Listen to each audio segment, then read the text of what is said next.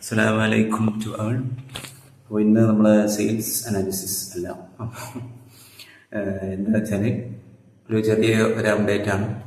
ഞാൻ ഒരു company website ഉണ്ടാക്കണം എന്ന് വിചാരിച്ച് കുറേ ഇങ്ങനെ ആലോചനയിലായിരുന്നു. എങ്ങനെ ഉണ്ടാക്കും, എങ്ങനെ സെറ്റപ്പ് എന്നൊക്കെ നോക്കണം.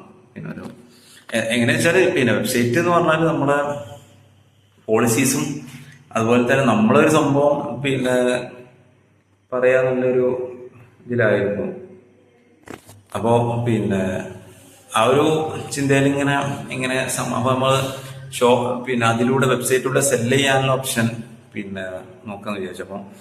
അപ്പോൾ ഒന്നില്ലെങ്കിൽ ഷോപ്പിഫൈ അതുപോലെയുള്ള വെബ്സൈറ്റ് നോക്കണം. അപ്പോൾ അത് എന്തായാലും കുറച്ച് ലീഗൽ പേപ്പേഴ്സ് വരുന്നുണ്ട്.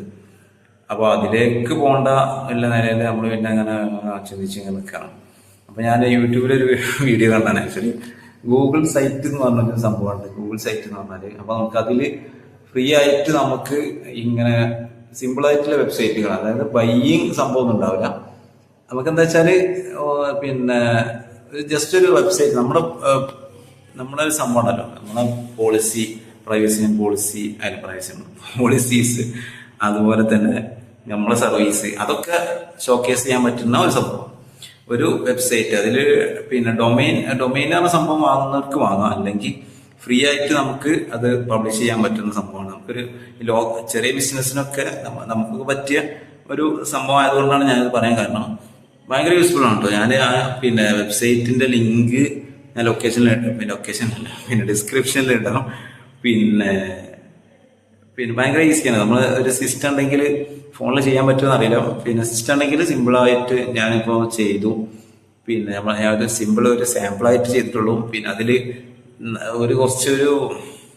കുറച്ച് നേരം ഇരുന്ന് കഴിഞ്ഞാൽ നല്ല രീതിക്കുള്ള ഒരു വെബ്സൈറ്റ്, നമ്മളൊരു സംഗതികൾ, നല്ലൊരു രസമുള്ള ഒരു വെബ്സൈറ്റ് അതിൽ ഉണ്ടാക്കാൻ പറ്റും.